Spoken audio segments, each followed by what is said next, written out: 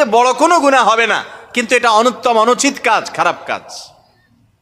এমনকি কেউ সেখানে আপনাকে দেখছে না, তাহলে আপনি একেবারে সব কাপড় চোপড় খুলে যদি গোসল করেন, সেটা জায়েজ আছে, করলে জায়েজ আছে মানে হলো হারাম হবে না, কবিরা গুনাহ হবে না, কিন্তু এটা অনুত্তম কাজ।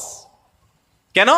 কারণ নবী করিম সাল্লাল্লাহু আলাইহি সাল্লাম বলেছেন, কেউ যদি নির্জনে থাকে, একাকী থাকে, ওই সময় যদি সে বিবস্ত্র হয় যে কেউ তো দেখতেছে না, আমি একা, অসুবিধা নাই, তো তার এই কথা মনে রাখা উচিত, আল্লাহ সবকিছু দেখেন, আল্লাহকে অন্তত তার লজ্জা করা উচিত।